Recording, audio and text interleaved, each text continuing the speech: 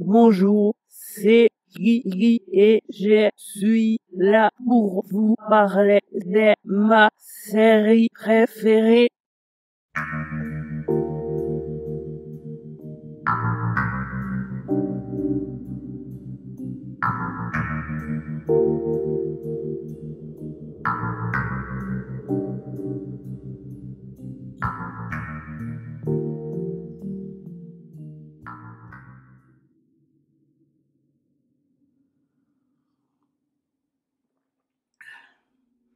Alors, bien sûr, bienvenue à tous les Bookhouse Boys et toutes les Bookhouse Girls. Donc, on est ici pour parler du final de la saison 3 de Twin Peaks qui vient de s'achever. Hein. Donc, on est complètement anéanti, j'ai envie de dire, quelque part. Complètement. Je le disais la semaine dernière qu'on serait sûrement sans voix en voyant le dernier épisode, en voyant le final. Je me suis pas trop trompée, en même temps, c'était pas difficile d'imaginer ça. Comme je disais tout à l'heure, ce soir, le but de ce soir, c'est pas d'expliquer le final, c'est pas d'élaborer des théories, même si on le fera vers la fin. C'est surtout d'exprimer notre ressenti, nos émotions. Est-ce que le final nous a plu? Est-ce que la saison 3 nous a plu? Est-ce qu'on en veut encore? Est-ce qu'on préfère que ça s'arrête? Donc c'est sur toutes ces questions-là qu'on va discuter, vous et nous, ce soir. Je dis nous parce qu'il y aura des invités exceptionnels sur Skype, normalement, s'ils ne se sont pas endormis ou s'ils ont pu terminer de regarder les épisodes. Donc je vois que vous êtes déjà très très nombreux sur le chat. Alors, je suis d'accord, c'est pire que la saison 2. C'est à discuter. Je pense qu'on aura de toutes les opinions.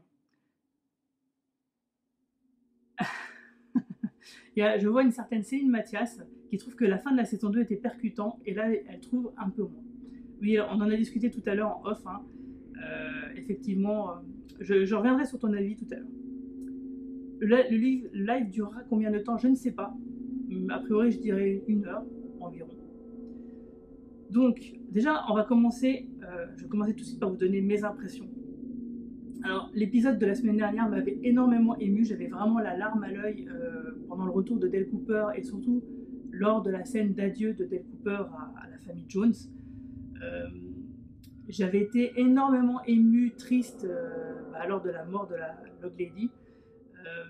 Ici, je n'ai pas ressenti des émotions aussi fortes, mais j'ai été énormément hypnotisée,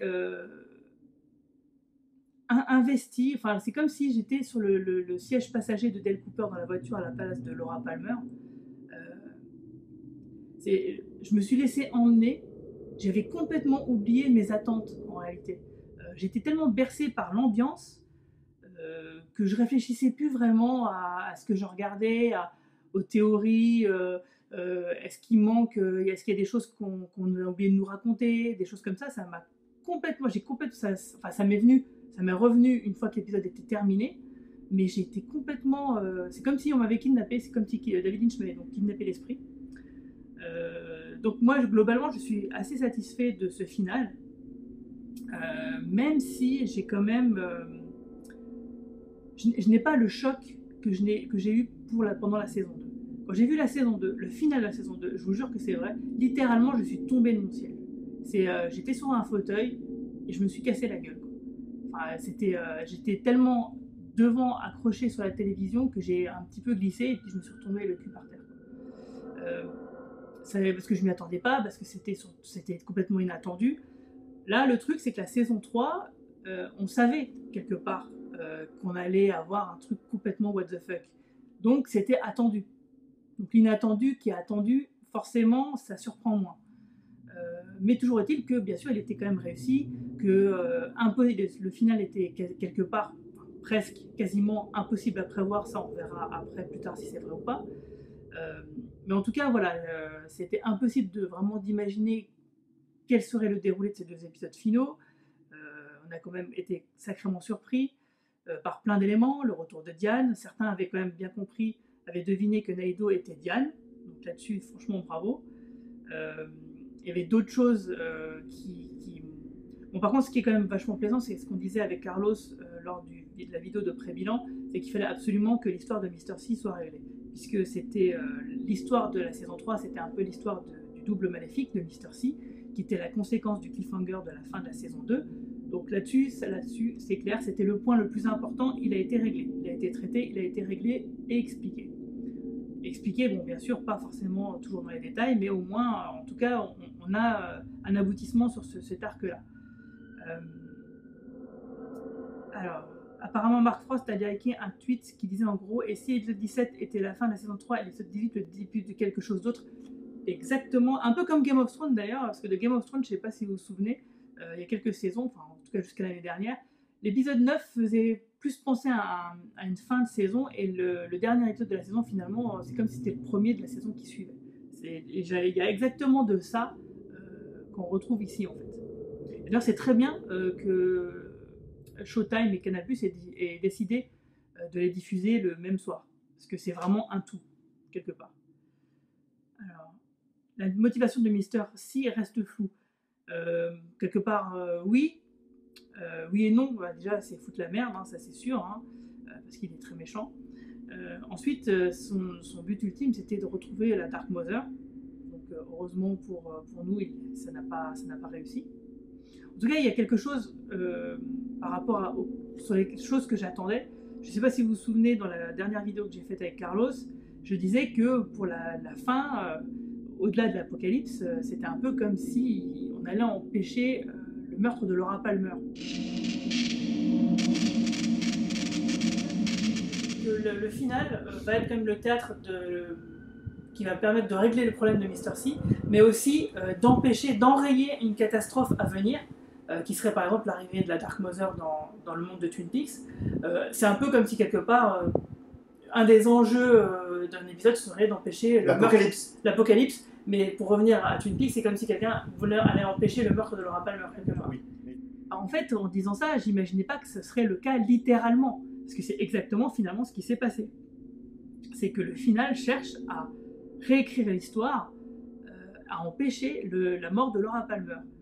Le truc, c'est que visiblement Dale Cooper y arrive, mais que ça n'est pas forcément les effets qu'il avait escomptés. Alors je vais regarder juste vite fait vos réactions. Oui, au fait, es-tu au courant que la femme dans la maison des Palmer est la vraie propriétaire et qu'elle joue son propre rôle? Eh bien, il me semblait bien, parce qu'il me semblait que je l'avais vu il y a quelques années, quand la maison était en vente. Par contre, je suis pas certain qu'elle s'appelle Chalfont. Parce que les Chalfont, ça vient du film, ça. Bad Cooper a été éliminé vite parce qu'on est dans un rêve. Oh, éliminé vite, c'est vite dit, hein. C'est un peu l'effet papillon, oui, tout à fait, il y a de ça. C'est Grixou qui dit ça sur le final, les changements. D'ailleurs, Dale Cooper prévient Diane et lui dit attention, si on fait ça, ça risque de tout changer. Effectivement, ça a été le cas. La fameuse Chalfont est très monde de son petit. Voilà, c'est la grand-mère et son petit-fils. On en parlait dans le pré-bilan. C'est exactement ça. Donc ils nous ont refait le coup qu'on avait avec Donna Hayward qui rencontrait Harold Smith quand elle allait déposer les repas à domicile en prenant la suite de Laura Palmer. Elle allait voir donc cette grand-mère et son petit-fils magicien. Et en fait, il s'avérait que ces deux personnes-là n'avaient jamais été dans cette maison-là. Ce qu'elle se rendra compte plus tard. Dans le film, ils nous ont refait le coup avec cette caravane, avec cette grand-mère et son petit-fils qui s'appelait Chalfont. Et donc là, effectivement, on a un peu la même chose.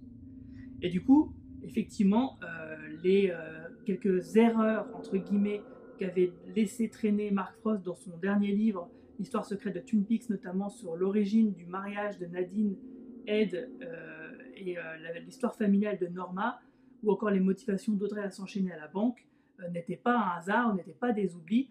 Visiblement, il y a une vraie raison à ça derrière, c'est la réalité alternative, comme on l'imaginait. Donc là, je vais commencer tout de suite par vous poser une simple question. Si vous deviez donner une note de 1 à 20 sur la saison 3, quelle serait-elle? Vous pouvez la donner, votre réponse sur le chat, quelqu'un va faire la moyenne d'ici quelques temps. Laura is the one, il fallait la sauver pour empêcher l'apocalypse. Exactement. In fine, c'est ça. À mon avis, si Dale Cooper devait absolument sauver Laura, c'est pour ça. Là-dessus, il a réussi. Mais avec des effets inattendus. Alors moi, ma note personnelle sur la saison 3, ça sera 18 sur 20. Rien que par la présence du 18, je dirais 0. C'est-à-dire que tu donnes une note de 0 sur 20 à l'ensemble de la saison 3. C'est un peu rude, ça, quand même. Ludo, est-ce que tu confirmes? Tu mets 0 sur 20?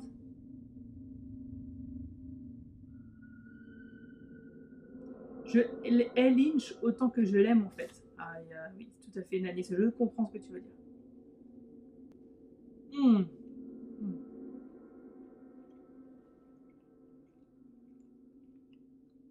Je suis abasourdi, pour être franc, je ne m'en remets pas. Non, cette saison est géniale, mais là, franchement, je comprends. Je comprends ton point de vue. Donc, je vais laisser la personne en charge de s'occuper de faire la moyenne des notes que vous avez données. Donc, il va pouvoir me la donner, puis quand il la mettra sur le chat, je vous la donnerai. Donc là, je vais voir si Alexandre est disponible sur Skype. Alexandre? Eh oui. Bonsoir, ça va? Bah, ça va super bien, écoute. Alors, je vais juste demander aux gens, est-ce que vous entendez bien Alexandre? Ah, il ne me répond pas, il y a toujours un petit décalage. Est-ce qu'on m'entend? Ah, est-ce que vous entendez bien Alexandre? Alors, il faudrait que tu parles un petit peu fort parce que les caméras sont les micros sont un peu loin de l'ordinateur. Oui, tout le monde entend. Je vais essayer de parler plus fort que je ne parle d'habitude. Ouais, mais ça me paraît bien. Ça me paraît bien. Alors, donc toi, tu as regardé, quand on a discuté un petit peu cet après-midi, tu me disais que tu avais regardé l'épisode de l'après-midi. J'ai même regardé le 18 ce soir, en fait, pas longtemps avant ton live. Très bien. Alors, quelle est ton impression à chaud? Ouais, le rire que je viens de faire, qui est complètement ridicule, résume assez bien la situation. C'est que en fait, je ne sais pas trop quoi penser de ce final. Dire qu'on a compris quelque chose, je crois que ce serait très présomptueux. Je n'ai strictement rien compris. Alors j'ai vu qu'il y avait un commentaire qui parlait effectivement du 17 qui finit quelque chose et du 18 qui commence autre chose. C'est effectivement très intéressant comme théorie, sauf que ce qui me gêne un peu, c'est que dès le départ, je crois que Lynch et Frost n'ont jamais laissé entendre qu'il y aurait potentiellement une suite. Donc le début de quelque chose qui n'existe pas, je ne sais pas. Bah, d'après mon souvenir, j'ai toujours entendu que ce soit le patron de Showtime ou Mark Frost, justement, pas Lynch, moi je suis moins sûr, mais au moins Frost et Kyle MacLachlan, disant que en tout cas, ils discuteraient pas d'une saison 4 tant que le final de la saison 3 n'était pas passé.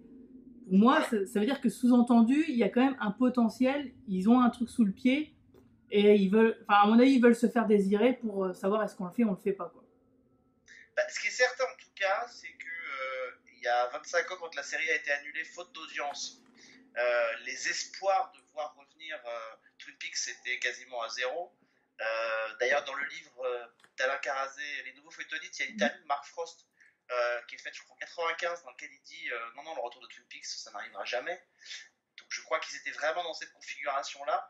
Aujourd'hui, en 2018, pratiquement 2018, j'aurais presque envie de dire, même si Showtime aujourd'hui dit qu'il n'y aura pas forcément de suite à Twin Peaks, en tout cas pour l'instant, je crois que c'est une marque qui est quand même suffisamment puissante, même si les seuls qui peuvent s'opposer finalement à une suite, c'est Lynch et Frost. Tout à fait. Et si Lynch et Frost ont envie de faire une suite, même si Showtime ne veut pas, je crois qu'ils n'auront pas beaucoup de mal à trouver quelqu'un pour faire cette suite, ne serait-ce que pour récupérer la marque. Je suis complètement d'accord avec cette analyse parce que on sait que Lynch intéresse beaucoup de mécènes, que ce soit dans plusieurs domaines, que ce soit la peinture ou autre, ou la musique par exemple. Donc le cinéma également. D'ailleurs, on l'a prouvé que ce soit Alain Sard ou d'autres mécènes l'ont prouvé par le passé. Ce qui fait que Mulholland Drive ou Inland Empire ont pu exister par exemple, ou même du coup la saison 3 de Twin Peaks, on sent bien quand même que c'était les grands pontes de Showtime qui avaient envie, entre guillemets, de se faire plaisir tout en récupérant une marque prestigieuse pour rebooster leur catalogue. Donc effectivement, moi je pense que si jamais Mark Frost et David Lynch décidaient de faire une suite et que Showtime ne voulait pas emboîter le pas, je pense qu'effectivement ils trouveraient une autre maison pour pouvoir le faire. Maintenant, effectivement, est-ce qu'ils ont vraiment envie d'en faire une nouvelle?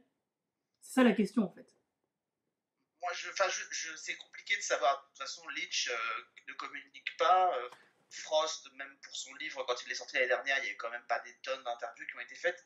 C'est quand même très compliqué de savoir ce qu'il voudrait en faire.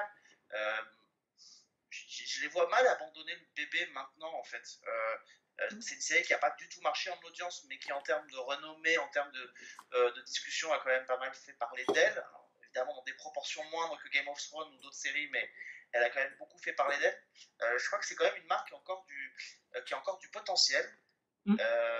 Cette saison, alors il y a de tout, il y a un peu de tout et des très bonnes choses. Enfin, moi, globalement, si je devais mettre une note à cette saison, je ne suis pas certain que je monterais quand même jusqu'à 18 ou 19. Mais enfin, un bon 16, ce serait déjà pas mal. Ce qui est déjà pas mal, hein, sérieusement. Ce qui est déjà pas mal du tout, parce que franchement, je suis assez d'accord sur ce que disent les gens. J'ai vu dans la chatroom passer à un moment donné ça. C'est vrai que c'est terminer cette série potentiellement comme ça. C'est quand même particulier, quoi. Faire un épisode entier dans lequel les gens complètement ne comprennent rien, c'est quand même très particulier comme façon de procéder. C'est de l'anti-télé par excellence, parce que la première fois, si la série, tu disais tout à l'heure, t'es tombé de ta chaise quand t'as vu le dernier épisode de la saison 2, sauf que ce dernier épisode de saison 2 n'était pas voulu comme ça. Oui. Il aurait dû y avoir une suite. Donc là, en l'occurrence, c'est voulu comme tel. C'est assumé comme tel par Frost et par Leach de terminer comme ça. Et là, franchement, moi, ça pose question, même si, franchement, l'expérience que j'ai vécue avec cette saison est incommensurablement positive. L'épisode 17 est quand même assez génialissime. C'est marrant que tu dises ça, ouais. Excuse-moi, je te coupais. Non, vas-y. C'est marrant que tu dises ça, parce que, enfin, ma femme, c'est pareil, elle a préféré l'épisode 17 à l'épisode 18. Moi, c'était l'inverse. Parce que, bon, alors, dans l'épisode 17, je vais te dire tout de suite, il y a un truc qui m'a gêné quand même, c'est le combat Freddy et Bob. J'ai trouvé que c'était un peu ridicule. C'est le seul moment que j'ai trouvé vraiment un peu ridicule, enfin, le fait que ça nous soit une grosse boule comme ça. Parce que tout le reste des effets était plutôt cool, sauf ça que je trouvais c'est vraiment too much. Mais j'ai vraiment beaucoup aimé le 18 parce que, comme je disais, c'est vraiment une ambiance, quoi. J'ai oublié complètement mes attentes et je n'ai fait que regarder, quoi. Mon cerveau il a disjoncté, quoi, à ce moment-là. Oui, non, mais j'ai suivi beaucoup de podcasts pendant la diffusion, le tien, celui de Planning aussi. J'ai beaucoup suivi. Effectivement, c'est quelque chose qui revient souvent, cette espèce d'avoir vécu une expérience particulière avec Twin Peaks. Ce qui est quand même, il faut quand même pas oublier quand même que ça reste une histoire et que c'est bien l'expérience qu'on vit tous. Moi aussi, je l'ai vécu, je suis comme toi. Mais l'expérience qu'on vit ne doit pas dispenser non plus à un moment donné de fournir des explications. Objectivement, la fin le 16e était absolument brillantissime. Je crois qu'on s'est tous repassé en boucle la séquence d'Audrey qui danse dans le Roadhouse. Sauf que, voilà, fondamentalement, on n'a aucune explication sur le destin d'Audrey. On n'a aucune explication sur ce qu'est vraiment le Roadhouse. En tout cas, cette espèce de scène ouverte sur des talents. Donc ça, quand même, pour une série qui est censée quand même potentiellement se terminer, c'est quand même problématique. Et tu penses pas justement que, parce que moi, c'est quand même une impression que j'ai eue tout le long de la saison, c'est qu'en fait, il y a des choses qui sont teasées, mais pour plus tard. J'ai vraiment eu cette sensation. C'est pour ça que pendant longtemps, moi, j'étais persuadée qu'en fait, s'ils disaient que la saison 3 serait la dernière, qu'il y aurait un schisme au milieu de la saison et qu'en gros, on aurait 2 mini-saisons de chacune 9 épisodes qui raconteraient des choses différentes. J'ai eu cette sensation-là donc dans la première partie, et puis après, j'ai vu qu'effectivement, ça continuait et que ça s'arrêtait pas. Mais il y a quand même beaucoup d'éléments, beaucoup de personnages, beaucoup de situations qui sont teasées, où il y a encore un potentiel, on sent qu'il y a encore un potentiel, qu'il y a encore quelque chose à raconter derrière, mais qui n'est pas du tout raconté. On nous avait dit que, par exemple, le personnage de Becky, la fille de Shelly et de Bobby serait super importante. On n'a pas eu l'impression finalement, parce que son histoire a été complètement anecdotique et secondaire, et finalement pas tant rattachée à l'intrigue principale. Donc, en fait, on a l'impression quand même globalement qu'il y a beaucoup d'intrigues qui ont été lancées dans cette saison et qui fondamentalement ne sont pas vraiment rattachées à ce qu'on découvre à la fin. Tout à fait. Donc en fait, on revient à Laura Palmer. C'est comme si tout ce qu'on avait eu autour finalement n'avait pas servi à à grand chose. Tu te dis effectivement, ils ont teasé pour la suite. Oui, mais dans ces cas-là, ça, il faut le dire au départ. Moi, je me souviens de la com de Lynch quand la saison 3 était en cours de tournage. Il avait commencé déjà par dire cette saison 3, vous pourrez la regarder si vous n'avez pas vu le reste avant. Honnêtement, Ouais. Personne qui n'a pas vu C'est clair. Twin Peaks et qui n'a pas vu Firewalk With Me peut regarder Twin Peaks, le retour. C'est impossible. Donc, déjà, il y avait un premier élément antinomique. Moi, si demain, on m'explique que cette saison 3, elle est faite et qu'elle va donner lieu peut-être derrière à une saison 4 ou une saison 5, je ne regarde pas les intrigues de la même façon parce que je ne m'attends pas à ce que tout soit résolu à la fin. C'est comme dans toutes les séries, on sait qu'il y a des éléments qui sont faits pour être installés dans la saison, puis d'autres qui vont trouver leur réponse peut-être en 4e ou 5e saison ou 6e saison. Or là, toute la com de Frost et de Lynch a été de dire potentiellement, pour l'instant, c'est un one-shot, il n'y aura que 18 épisodes, potentiellement il aurait dû en avoir que 9, mais il n'y en a que 18, il n'y aura pas forcément de suite derrière. Donc moi, quand j'ai ça en tête, je m'attends à ce qu'effectivement les intrigues qui soient développées trouvent leur résolution à la fin. Donc voilà, après je dis ça parce que j'essaie d'être un petit peu critique et de pas être juste dans le BA. Objectivement, j'ai passé 18 épisodes de trip total où j'ai redécouvert des sensations que je n'expérimentais pas forcément sur tous les programmes. J'ai adoré. Mais effectivement, les mêmes choses, je reprends ce que quelqu'un a dit dans notre chatroom, les mêmes choses qui m'ont fait détester la série à partir du moment m'y ont fait revenir aussi. C'est très particulier comme sentiment. Ah, c'est exactement ça. Ouais, c'est vrai que souvent les contre-pieds sont aussi bien frustrants que jouissifs et que bien sûr c'est à double tranchant.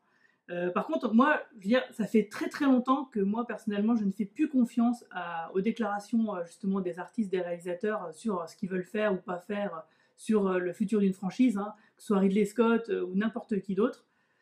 Lynch en tête, hein, parce qu'il a aussi dit, il me semble qu'il l'a dit ça il y a quelques mois, avant que ça commence, que quand on lui posait la question s'il y aurait peut-être une saison 4, qu'il disait mais de toute façon, il n'y en aura pas. Mais bon, en même temps, j'avais aussi dit que je ne ferais pas de saison 3. C'est vrai qu'il l'avait dit, qu'il n'y aurait pas de suite. Mais moi, je me souviens aussi d'interviews dans les années 90 où il disait qu'il aimerait faire une suite. Donc, moi, Oui, mais les années 90, c'était quand même un contexte qui était très différent. La perspective de voir ressusciter des séries qui étaient annulées était quasiment nulle. Oui. Aujourd'hui, on est rentré dans un système de télévision qui est complètement à l'opposé, où la possibilité de dire adieu... C'est un peu comme la thématique de Twin Peaks, finalement. La thématique de Twin Peaks, c'est que la mort n'est jamais une fin. Et ben aujourd'hui, la télévision, c'est un peu ça. La mort d'une série n'est jamais une fin potentiellement. C'est juste un changement. Un changement de network. Mais justement, maintenant que c'est possible, moi, j'ai le sentiment que par toutes ces déclarations-là, Frost et Lynch se font désirer. Justement pour avoir la possibilité d'avoir un rapport de force si jamais il y avait des négociations à venir pour une saison 4. Mais alors moi, je sais pas, c'est pas mon but, mais comme je t'ai suivi tes podcasts et tout, j'ai suivi aussi les podcasts d'autres. Des deux podcasts que j'ai suivis, t'es le seul qui t'est mouillé, entre guillemets, à essayer de faire des théories sur cette saison 3. Donc déjà, chapeau parce qu'il faut vraiment y aller. Mais voilà, est-ce que tu retrouves dans cette saison 3, parmi les théories que tu avais mentionnées, notamment ce fameux troisième monde? Bah oui, parce que de toute façon, il est en filigrane tout le long de la saison, mais comme je le disais, il n'a pas une, comment dire, il n'avait pas une portée, il n'avait pas une vocation à être une révélation finale. Il est en filigrane tout du long. Et de toute façon, c'est pour ça que c'est aussi une raison qui me font penser qu'il peut avoir potentiellement une saison 4. C'est que si jamais elle devait aboutir, mais genre vraiment exploser, trouver son sens, ça serait à la toute fin. Et vu que là, tu vois par exemple, s'il y avait eu cette explosion qui serait arrivée à la fin de la saison 3, pour moi, intimement, je serais persuadée qu'il n'y aurait pas de saison 4. Là, c'est pas le cas. Ça a été teasé, ça a été distillé tout le long de la saison 3. Ce qui fait que, bon, pour moi, il y a toujours ce petit truc, ce petit goût d'inachevé, en fait. Qui fait que, oui, c'est possible. C'est possible, sur de nouvelles bases, sur de nouveaux trucs. Là, cette histoire de réalité alternative où Dale Cooper, quelque part, sauve Laura Palmer, mais finalement pas comme il l'avait imaginé, donc du coup pas avec les conséquences qu'il avait espérées, et qui d'ailleurs, il est complètement perdu lui-même quand il se demande, mais on est en quelle année?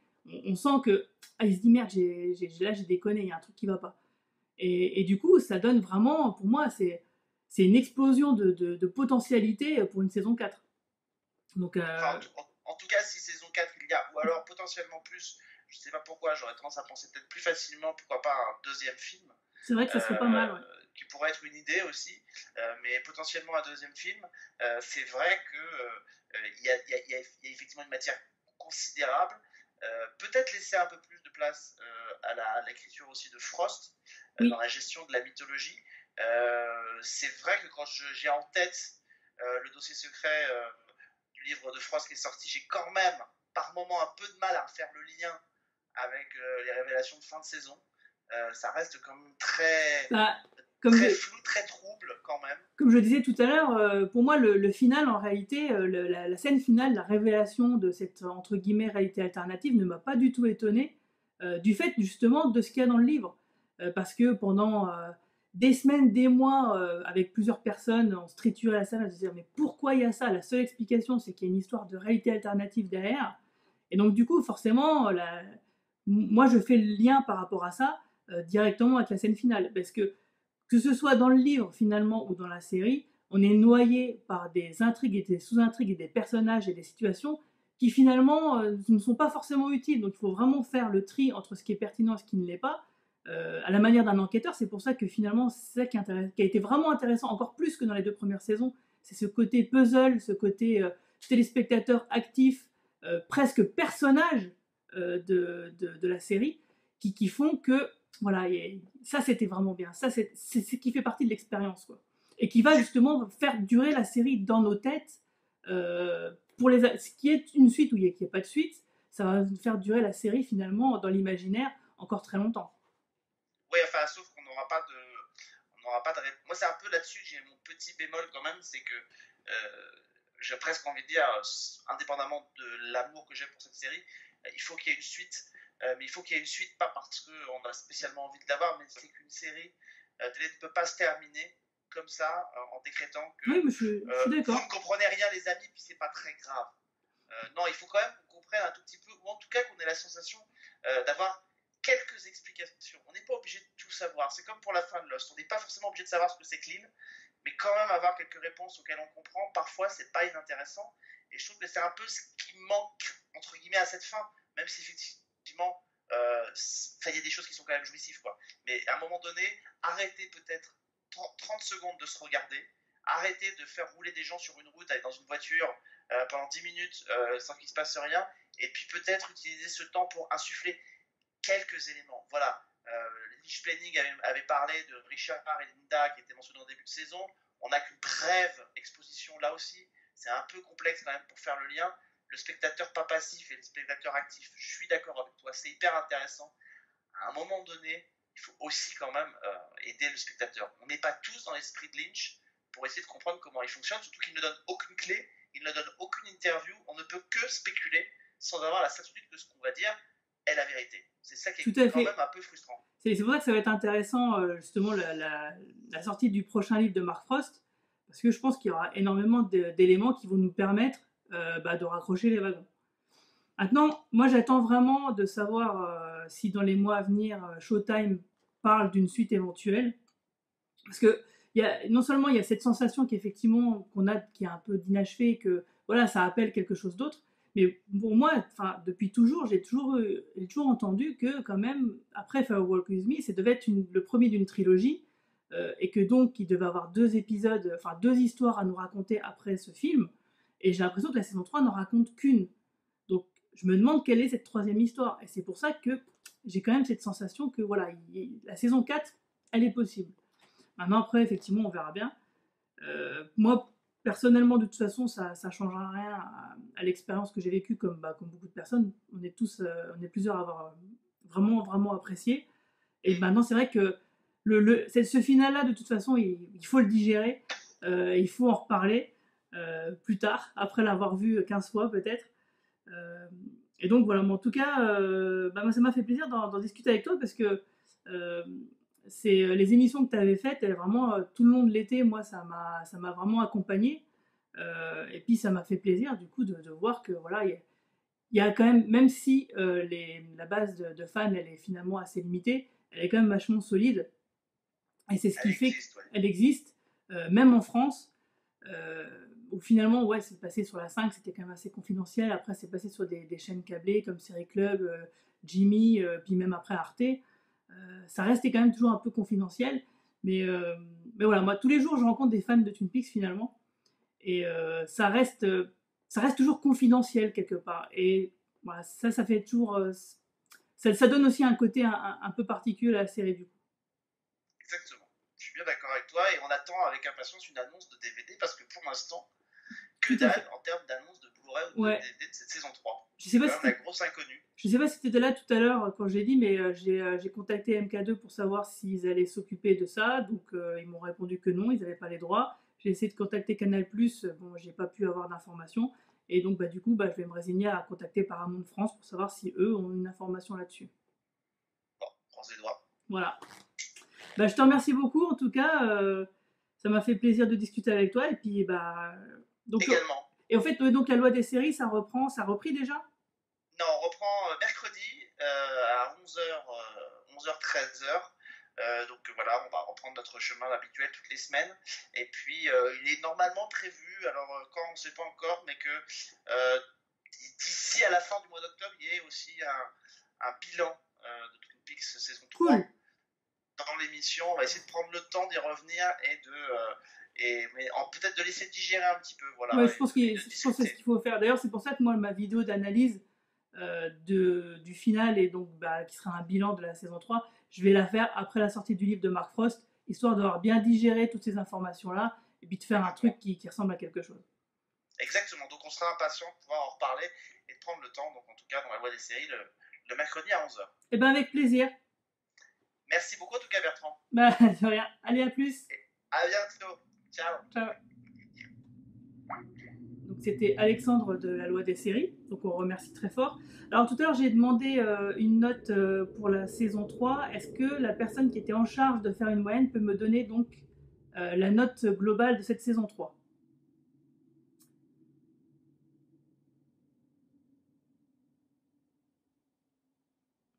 Alors, spécial agent Dale Cooper. Mais Dale ne sauve pas Laura, elle disparaît sous ses yeux, ensuite elle devient une autre personne. Oui, c'est vrai que techniquement, il la sauve pas, parce qu'à la base, il était censé la ramener.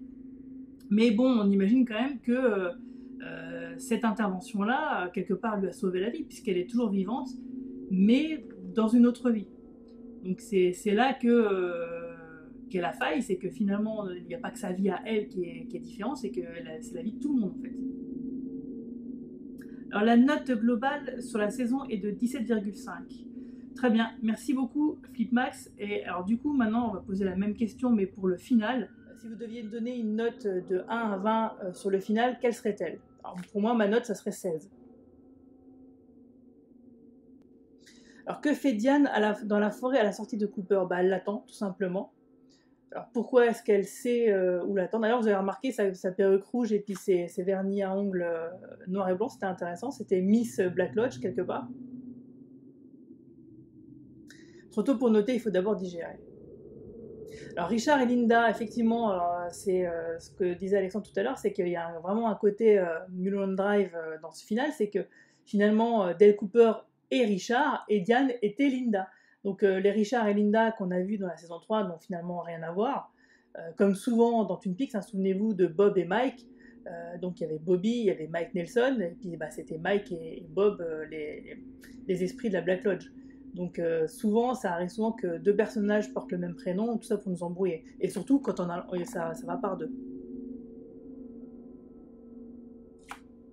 2 points en moins par rapport à la fin de Mr. C. Ok. Alors le cube, pas de réponse sur ses origines. Le cube, pour moi, c'est tout simplement Mr. C qui l'a mis en place pour justement essayer de se rapprocher de la Dark Mother, essayer soit de l'amener dans notre réalité, soit d'aller vers elle. Le cliffhanger était évident, oui, tout à fait. C'est vrai que comme je disais tout à l'heure, le cliffhanger sur la réalité alternative était teasé déjà dans le livre de Mark Frost. Alors non, la Dark Mother n'est pas née en 1956, à moins que tu considères que la bestiole cavale la jeune fille qui est sans doute Sarah Palmer, soit la Dark Mother, et que ce soit sa naissance à ce moment-là. Mais la Dark Mother, justement, c'est la mère de toutes les abominations, c'est la mère de tous les démons.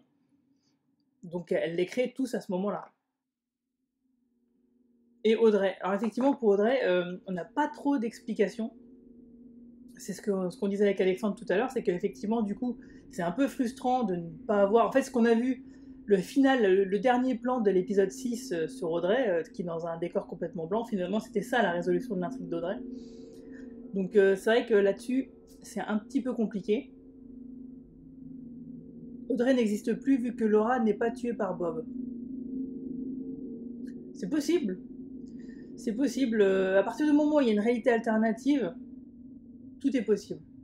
Et c'est pour ça aussi que Dale Cooper, peut-être, avant de partir dans la chaufferie de l'hôtel du Grand Nord, il dit à toutes les personnes qui sont présentes dans la pièce, dans le bureau du shérif, « J'espère vous revoir tous un jour ». Peut-être qu'il savait qu'il allait changer la réalité et que forcément, ça allait avoir un impact sur les vies de chacun de ces personnages et que certains allaient peut-être disparaître de la réalité. Ce n'est pas une réalité alternative, c'est une modification du temps. Ah, là, toujours sur les mots. Quand il y a une modification du temps, en général, ça génère une réalité alternative. Ça, tu peux appeler les choses comme tu veux. En grosso modo, ça revient toujours plus ou moins au même. Parallèle comme Lost Highway.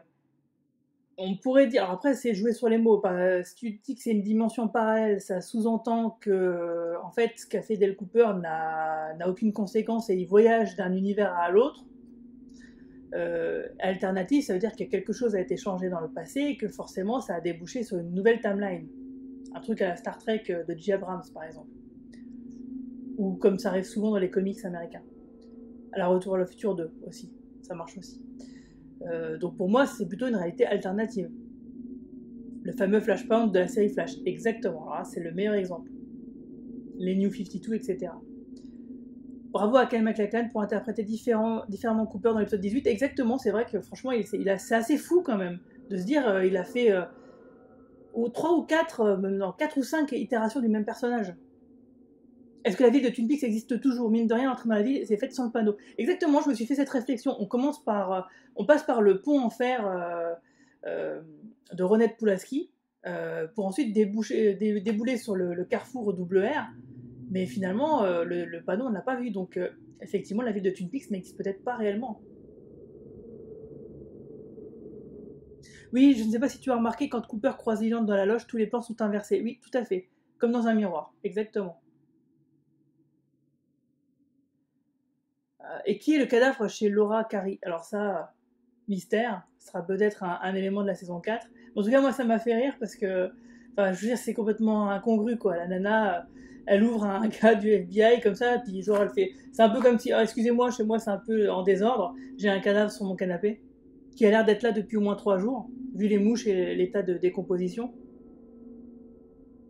La petite fille qui avale la bestiole, c'est Laura Palmer, comment tu peux le savoir? Non, Sarah Palmer. Je le sais pas, je le déduis tout simplement. Si ça se trouve, c'est un personnage qui n'a complètement rien à voir. Ça se trouve, ça peut être Lois Duffy. Lois Duffy qui était la première enquête estampillée rose-bleu. Ça pourrait être elle. Mais bon, d'après ce qu'on a vu, il y a des chances que ce soit Sarah Palmer. Mais effectivement, on n'a strictement rien pour nous le confirmer. Le collier farfale de Laura, coïncidence? Non, sans doute pas. D'ailleurs, il y a aussi un petit cheval dans sa déco, dans son salon. Voilà, le cheval blanc est sur la cheminée aussi, exactement. Devant une espèce d'assiette bleue. La grandeur à Twin Peaks, que ferait-elle au Nouveau-Mexique? Elle pourrait très bien passer des vacances au Nouveau-Mexique, hein, dans une famille éloignée. Alors oui, Céline, tout à fait. Les Hommes des Bois n'avaient pas déjà sorti Bob du corps du mauvais Cooper? Eh bien, visiblement non. C'est vrai que dans la scène, on les voit le prendre. Peut-être qu'ils l'ont remis, parce que visiblement Bob faisait toujours partie du mauvais Cooper. Et tout simplement là, leur but c'était pas de leur prendre Bob, mais de simplement le ressusciter. Donc à chaque fois qu'ils se faisaient tuer, ils étaient là pour assurer la maintenance et changer les pièces. Quand il revoit Jeff Weisz, il y a un 8 qui se forme avec des formes triangulaires. Un rond indique la Terre, il la déplace et il le met derrière le 8. Ça montre peut-être qu'il a mis d'elle dans un autre monde, tout à fait. C'est possible. La Black Lodge, la Dark Mother et tout disparaît du coup. Ça, je pense pas. Je pense que justement les loges et toutes les créatures qui qui en découlent ou qui gravitent autour sont au-dessus des réalités. C'est juste une sensation. Oui, Audrey est évoquée par la réplique de l'évolution du bras, l'histoire de la petite fille au bout du chemin, c'est la question qu'elle pose à Charlie. Mais on n'en sait pas plus. Si ce n'est que du coup, effectivement, l'intrigue d'Audrey, s'il y a une saison 4, l'intrigue d'Audrey serait directement rattachée à cette intrigue de saison 4. Feras-tu un épisode final où tu reviendras sur toutes tes théories? Oui, tout à fait, je ferai une mise à jour. Donc du coup, je ferai un petit check. Là, je me suis complètement trompée. Là, il y avait un peu de vrai. Là, pas du tout. Et puis bon, aucune où finalement j'ai vu juste. Complètement, en tout cas. Qui est le rêveur? Le téléspectateur, pour moi, tout simplement. Alors, certaines scènes de la fin de l'épisode 17 sont bien des scènes coupées de Firewalk With Me, tout à fait. Ça m'a fait vachement plaisir, d'ailleurs, qu'ils les réutilisent, parce que je m'étais dit, c'est quand même dommage, il y a presque 1h40 de scènes coupées du film. Pourquoi ne pas les utiliser pour faire des flashbacks dans la série, la saison 3? Moi, ce que j'imaginais, d'ailleurs, c'est que la dernière scène coupée, quand Dell se fracasse la tête contre le miroir, et puis il se retrouve au sol, et puis qu'il y a le docteur Hayward et le shérif Truman qui viennent le voir, où il commence déjà à parler comme Mr. C dans la saison 3, vous remarquerez. Et je pensais qu'on aurait cette scène, un fondu au noir, 25 ans plus tard, générique, et le début de la saison 3. Bon, c'est pas exactement ce qu'ils ont fait, mais ça aurait été pas mal. Oui, les loges sont en dehors des mondes où, en réalité, du coup, elles sont peut-être pas affectées par les changements. Oui, c'est exactement ça, à mon avis.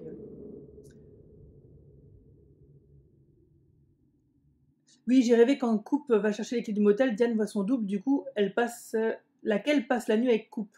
Très bonne question. De même, le matin, au motel, le motel n'est pas le même, tout à fait, comme la voiture d'ailleurs. C'est une vieille voiture, et puis là, tout d'un coup, on a c'était une Mercedes, je crois, une voiture récente. Mais qui est le diable de Diane? Qui est le double de Diane? Alors, moi, pour répondre à ta question, Bobby, le ranger, où est passée Annie? Pourquoi on n'en parle pas?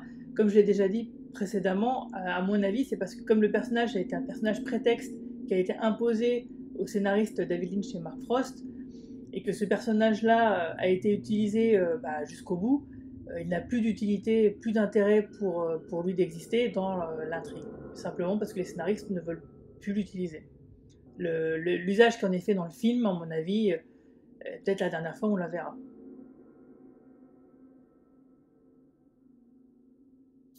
Qui peut rêver le plus au monde dans la série que Laura soit vivante? Sarah, non. Donc le rêve de Sarah, peut-être. C'est possible. Ce qui fait que, justement, on ne la trouve pas quand on va la chercher. Quelle année est-il? Est-ce que cette question a vraiment de l'importance, comme si tu étais trompé d'époque? Mais en réalité, non. On est quand il faut, mais tout a changé. Oui, c'est pour ça que je parle de réalité alternative. Et d'ailleurs, et pas une petite apparition de Chester Desmond. Effectivement, moi aussi, ça me déçoit de ne pas avoir d'apparition de Chester Desmond. D'ailleurs, ce voyage dans le temps, j'ai trouvé ça plutôt cool, en fait. Je m'y attendais pas, je trouvais ça quand même...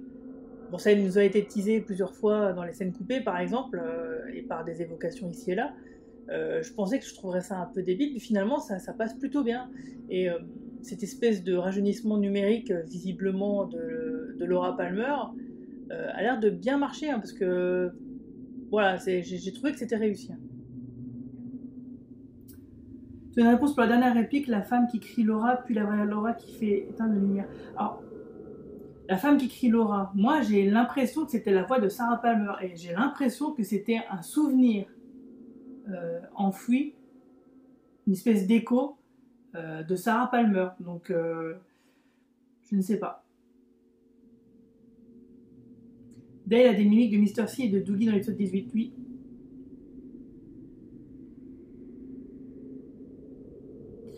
Oui, c'est vrai que... Alors, Alexandre posait... Alors, ta réflexion elle est très intéressante. Attends, ça va trop vite.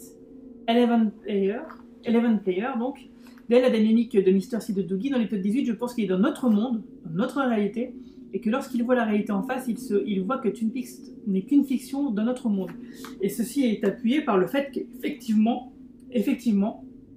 la propriétaire de la maison de Laura Palmer il joue son propre rôle. Enfin, elle joue le rôle de la propriétaire de la maison. Donc effectivement, le rapport avec le troisième monde ici est subtil, mais quand même bien présent. La probabilité d'avoir une saison 4, 0,00001%. C'est possible. Que chuchote Laura à Cooper? Telle est la question. Exactement, on se pose tous cette question. D'ailleurs, c'est bien de finir là-dessus quelque part. Alors, j'avais posé une question, savoir quelle était la note que vous pourriez donner sur 20 au final. Alors, qu'est-ce que quelqu'un peut s'occuper de faire la moyenne? Pour l'instant, je vais manger ma tarte à la framboise.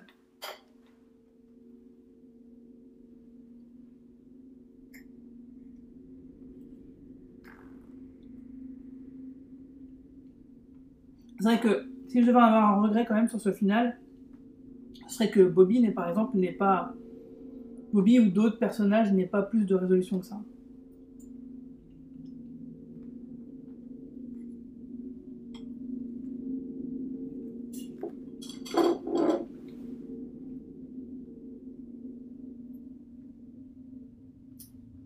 Alors, Eleven Player dit plein d'interprétations possibles. Lynch doit être content car cela fait vivre la série. C'est exactement ce que je pense.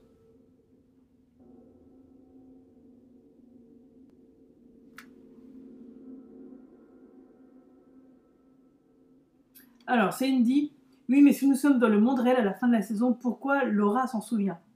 Laura est un éclair de lucidité.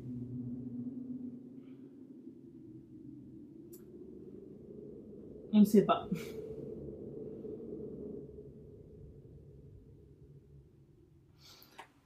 Je pense que... Alors, Special Agent Cooper dit « Je pense que rien n'existe en fait et que les dernières 20 minutes sont la réalité. » Ou la nouvelle réalité de la série, ce qui rappelle effectivement fortement le twist de Mulholland Drive. Pourquoi pas un film? C'est la question. C'est vrai que, est-ce qu'il y a une saison 4? Est-ce que c'est mieux de faire un film? Comment savoir? En tout cas, moi, je crève d'envie de voir cette saison 3 dans un cinéma. Parce que rien que les images, elles sont belles, mais le travail sur le son est enivrant. Il y a des moments, ça doit faire vraiment son effet, quoi. Laura se souvient car elle est comme d'elle et est un personnage de fiction piégé dans notre réalité. Je pense effectivement qu'il y a de ça.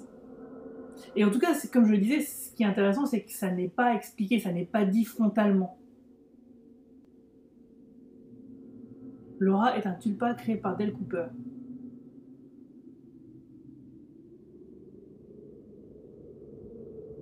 Lynch ne veut plus faire de film, d'expérience Inland Empire l'a dégoûté. Oui, certes.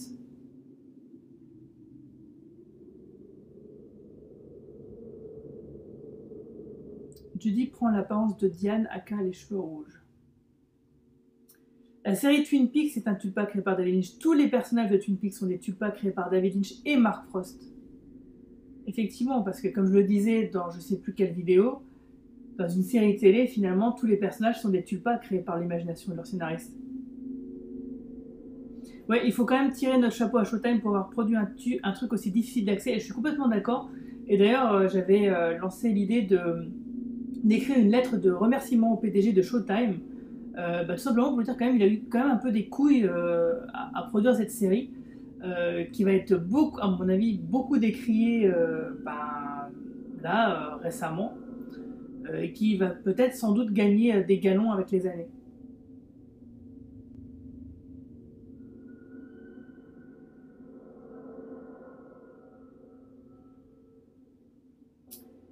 Est-ce que c'est vraiment un flop à ce point? Oui, en termes d'audience, oui, mais bon, je pense quand même que Showtime se fait de l'argent par plein de moyens détournés.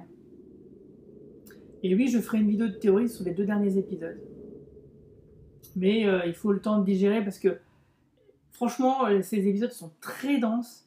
Ça fourmille de détails.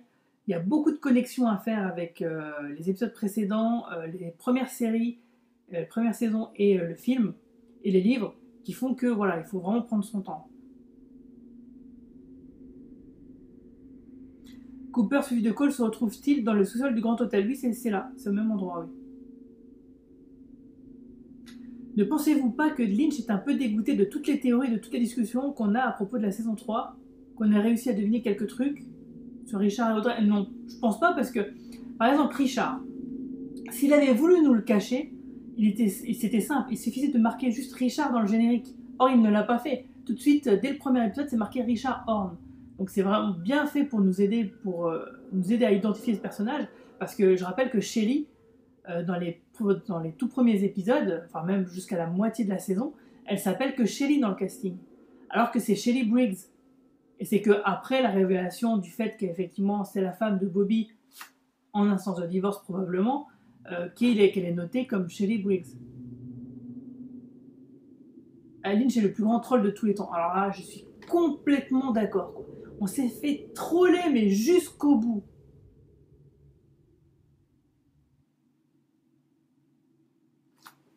J'aime bien ce que tu dis là, Eleven Player. Ah, voilà. Pour rappel, Lynch était parti au début de la création. Était parti au début. Oui. Oui, alors Lynch était parti au début de la création de la saison 3 car la chaîne ne voulait pas lâcher suffisamment d'argent pour faire ce que Lynch voulait. Et finalement, bon, bah, il a eu gain de cause. Donc c'est clair que s'il veut faire une saison 4, comme on l'a dit tout à l'heure, je pense que Showtime ne le laissera pas partir. Il a choisi le prénom de Richard pour le fils d'Audrey juste pour brouiller les pistes. Tout à fait comme je disais tout à l'heure, comme il avait pu le faire avec Mike et Bob dans la première saison. Je pense qu'il change de dimension au 430e miles grâce à l'électricité d'ailleurs. Oui, c'est tout à fait possible quand il voyage avec Diane, quand il lui dit justement « Attention, ce qu'on va faire, ça va peut-être tout changer. » Et il a eu raison.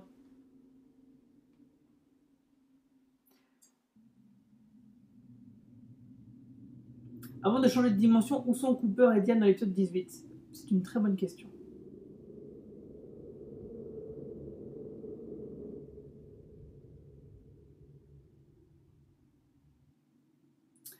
Je n'ai pas compris le coup des 430 miles d'ailleurs. Je t'avoue que là, à l'heure qu'il est, moi non plus. Alors, est-ce que quelqu'un peut me donner donc la moyenne des notes qui ont été données pour le final de la saison 3? Ah, je l'ai vu, ça je l'avais vu, ça je l'avais pas. Donc 15,8. Donc globalement, ça veut quand même dire que les gens ont bien aimé la saison 3, mais ont bien aimé le final, mais quand même, le final n'a pas été apprécié autant que la saison 3 dans son ensemble. Et j'avoue que pour ma part, c'est un peu le cas également parce que, voilà, j'ai aussi, comme je l'ai dit plusieurs fois, j'ai cette sensation que ça appelle une suite. Sarah Palmer aurait eu 15 ans en 1946, c'est peu probable. En fait, l'actrice,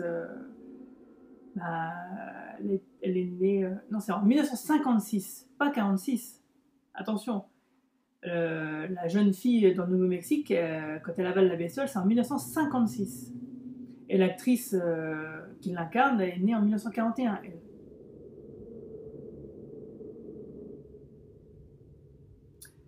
Je résume, les 3 saisons et le film n'ont donc pas eu lieu. Eh bien, la réponse est, j'ai l'impression que oui. Alors, s'il y a des fans de Doctor Who ici, je pense qu'ils vont s'y retrouver. N'est-ce pas, Rose?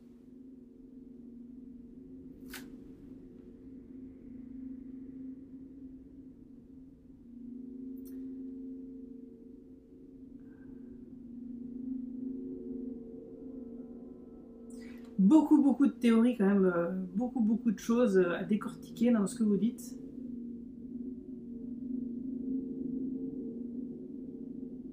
Le badge, tu parles du petit pins. Alors, Crochet Clément dit quelqu'un a remarqué le badge FBI de Cooper qui disparaît quand il sort de la lodge et réapparaît à la fin. Oui, tout à fait.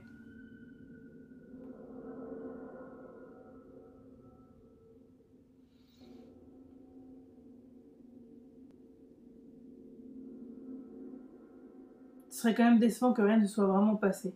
Ce qui est intéressant, c'est que ça n'est pas clairement dit. Donc tu peux quand même imaginer ce que tu veux. Alors, question, pensez-vous qu'il y aura une saison 4? Dites-moi oui ou non. Je regarde sur le chat. Le Jumping Man descend les escaliers dans le dernier épisode. Tout à fait, on le voit très furtivement, mais on le voit. Vous pensez qu'il y aura une saison 4?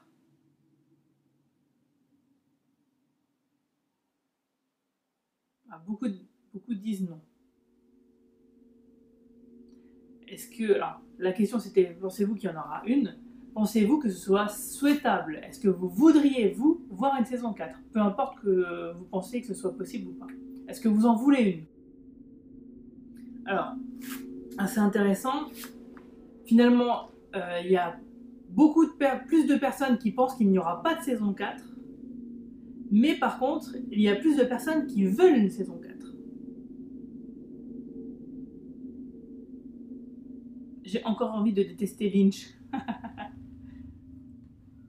En tout cas, quoi qu'il en soit, je dirais pour ceux qui n'ont pas aimé la saison 3, et je sais qu'ils sont nombreux finalement, car j'ai discuté avec beaucoup d'entre eux sur des commentaires dans des articles,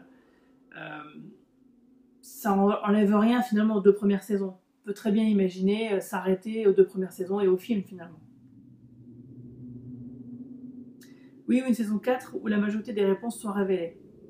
Alors, la majorité, je ne sais pas, parce qu'il ne faut pas oublier quand même que le credo de Lynch, c'est de garder le mystère vivant.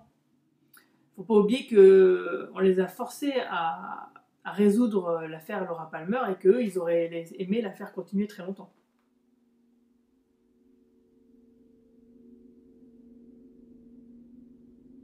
Non, franchement, ce serait lancer une fois de plus le mystère et se prendre à nouveau une fin frustrante. Ouais, ou une saison géniale aussi.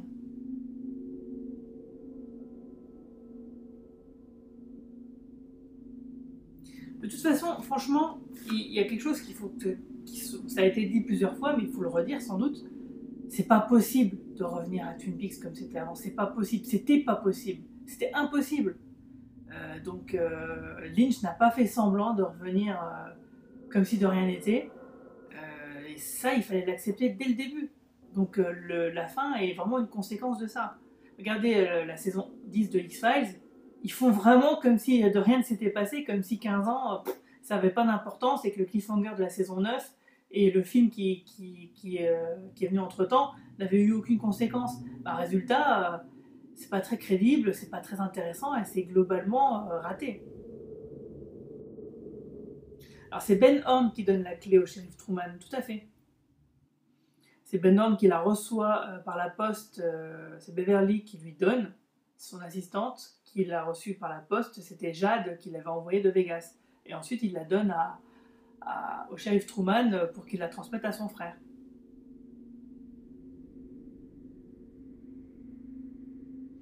C'était impossible de revenir à Twin Peaks, sauf que Lynch a ouvert plein de nouvelles pistes et qu'il lâche tout au final, c'est pas très sympa. Je sais pas... pour moi, il n'a pas vocation à être sympa ou pas sympa. Pour moi, il fait ce qu'il a envie. Après, c'est à nous d'adhérer ou pas adhérer. C'est comme la même chose avec n'importe quelle œuvre d'art. Moi, ce que je loue là-dedans, dans cette démarche, c'est que finalement, il fait quelque chose d'extrêmement original, finalement. Ce qui est simplement plaisant, c'est que cette série ne ressemble à aucune autre. Si il y avait plusieurs séries comme Twin Peaks, vraiment aussi timbrées quelque part, bon, s'il y avait plusieurs séries qui étaient capables d'une telle folie, peut-être, ok, ça serait lourdeau, mais bon, là, c'est la seule, donc c'est bien qu'elle existe.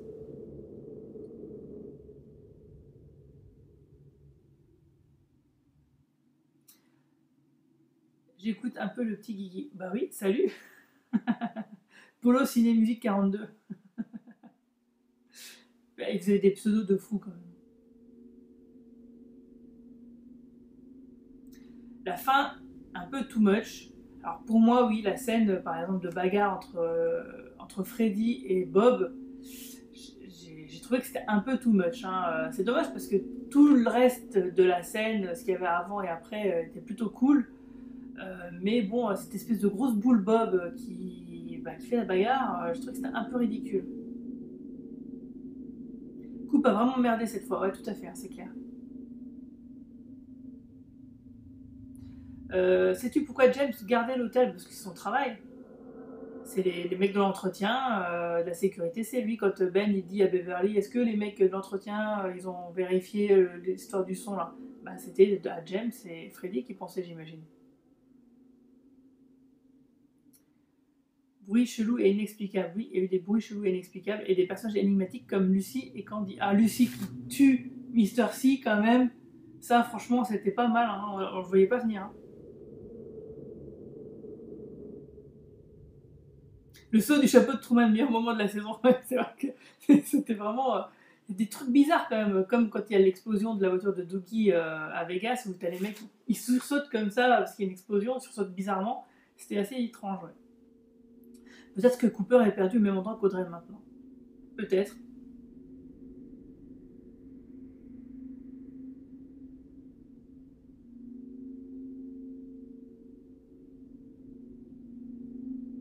Alors je viens juste d'arriver, je ne sais pas si vous l'avez déjà abordé la question, mais le type mort chez Karen Page, la fausse Laura.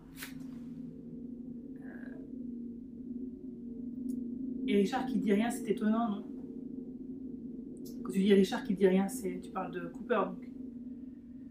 Oui, parce que je pense qu'ils sont fous, parce qu'il a un truc plus important à faire. Lucy et Andy, les héros de la saison 3. Ah, c'est vrai. Et le mec qui bave en prison, bah oui, on sait pas qui c'est, hein, finalement. Est-ce que c'est Billy? Est-ce que c'est pas Billy? C'est qui finalement ce Billy? Bah, on sait pas. Peut-être le mec qui bave en prison.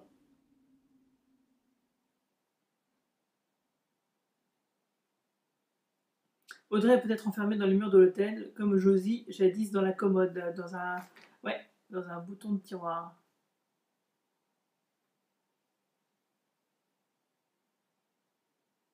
Wally Brando, Wally Brando, tout va bien pour lui, hein. Il fait sa petite virée en moto. Bon, sur ce, les amis, Billy, c'est la ligne scénaristique d'Audrey, lâchée par Lynch, tout à fait. Lâchée par Lynch ou teasée pour une saison 4. Ça, on le saura dans quelques semaines, dans quelques mois, ou pas quelques années, ça m'étonnerait. Ça mettra, s'il y a une saison 4, ça ne mettra pas autant de temps que la saison 3 à arriver. Hein. Pourquoi Laura disparaît alors qu'elle est sauvée par Dell? Sans doute parce qu'elle est court-circuitée par l'entité qui habite Sarah Palmer.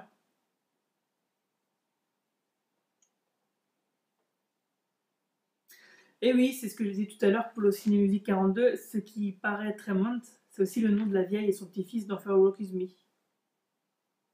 Les Chalfont et les Tremont. Tremont, c'est dans la série, c'est avec l'histoire avec Donna, et les Chalfont, c'est au camping de la Grosse Truite. C'est Carl qui dit ça à Chester Desmond. Hâte de voir ton débrief. Alors attendez, ne soyez pas trop pressés pour le débrief, parce que il va me falloir du temps.